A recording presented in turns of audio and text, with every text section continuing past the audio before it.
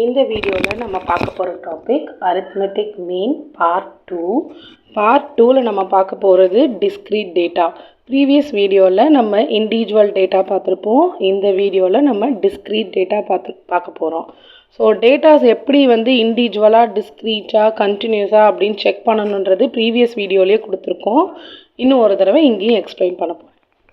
So இதுதான் arithmetic mean with frequency கொடுத்துருந்தாங்கன்னா இந்த ஃபார்முலாவை யூஸ் பண்ணணும். எக்ஸ் பார்ன்றது அரித்மெட்டிக் மீனோட notation. Summation F of x divided by summation F. So மேலே ஃப்ரீக்வன்சியோட மல்டிப்ளை பண்ணணும், கீழே ஃப்ரீக்வன்சியை நம்ம சம்மேஷன் எல்லாத்தையும் ஆட் பண்ணி எடுத்துக்க போகிறோம். இதே ஃபார்முலாவை தான் நம்ம கண்டினியூஸ் டேட்டாக்கும் யூஸ் பண்ண போகிறோம். ஸோ டிஸ்க்ரீட்க்கும் கண்டினியூஸ்க்கும் ஒரே ஃபார்முலா தான். நிறையா ஃபார்முலாஸ் இருக்குது, பட் சிம்பிளான ஃபார்முலாவை நம்ம டிஸ்க்ரீட்டுக்கும் கண்டினியூஸ்க்கும் சேர்த்த மாதிரி யூஸ் பண்ண போகிறோம்.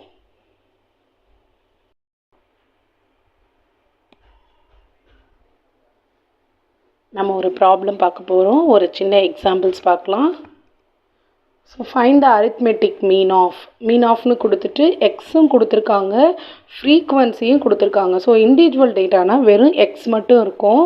ஃப்ரீக்வன்சியோடு கொடுத்தாங்கன்னா அந்த டேட்டாவை டிஸ்க்ரீட் டேட்டான்னு சொல்லுவோம்.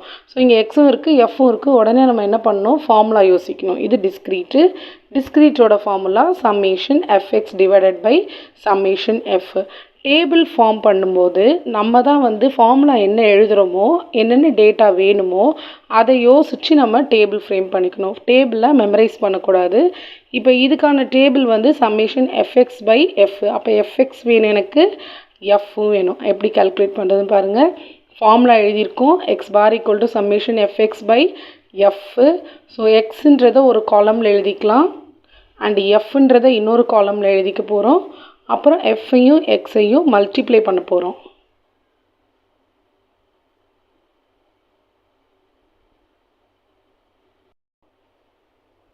இப்போ மல்டிப்ளை பண்ணலாம். எக்ஸ் ஒரு காலமில் இருக்குது, எஃப் ஒரு காலமில் இருக்குது, அண்டு நெக்ஸ்ட் காலமில் நமக்கு தேவையான எஃப்எக்ஸு நம்ம மல்டிப்ளை பண்ண போகிறோம்.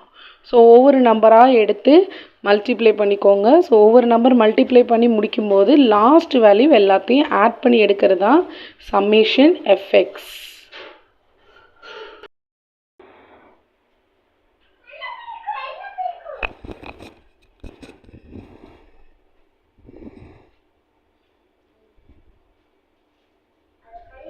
ஒவ்வொரு டேர்மாக மல்டிப்ளை பண்ணிக்கோங்க. எஃப்ஐயும் எக்ஸையும் மல்டிப்ளை பண்ணி ஒவ்வொரு ரோவாக நம்ம எழுத போகிறோம்.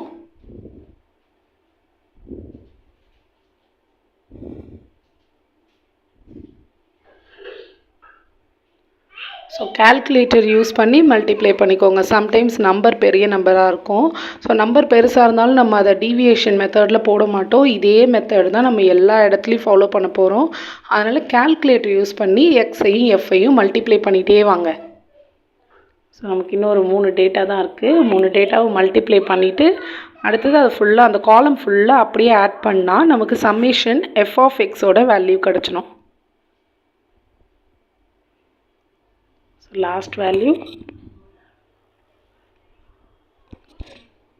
ஸோ லாஸ்ட் வேல்யூ கால்குலேட் பண்ணதுக்கப்புறமா மேலேருந்து கீழே காலம் வைஸ் ஆட் பண்ணணும். காலம் வைஸ் மேலேருந்து கீழே எல்லா வேல்யூவும் ஆட் பண்ணால் அதுதான் நம்மளோட சம்மேஷன் எஃப் ஆஃப் எக்ஸ். முடிச்சாச்சு. எஃப் ஆஃப் எக்ஸ் மல்டிப்ளை பண்ணி முடிச்சிட்டோம். ஸோ மேலேருந்து கீழே எல்லா நம்பரையும் ஆட் பண்ணுங்கள். அந்த லாஸ்ட் காலம் நம்பர் ஆட் பண்ணோன்னா அது கிடைக்கிற value summation F of x. So நம்ம இப்போ சம் பண்ணுறோம். ஸோ சம் வேல்யூ எழுதியாச்சு. அண்ட் நமக்கு டினாமினேட்டரில் சம்மேஷன் எஃப் வேணும். ஸோ சம்மேஷன் எஃப் வேணும்னா ஃப்ரீக்வன்சி எல்லாத்தையும் அதே மாதிரி ஆட் பண்ண போகிறோம். ஃப்ரீக்வன்சி ஆட் பண்ணும்போது நமக்கு கிடைக்கிற வேல்யூவை டினாமினேட்டருக்கு யூஸ் பண்ணிக்கணும். ஸோ இப்போ X bar equal to summation F of X last காலமில் உள்ள வேல்யூ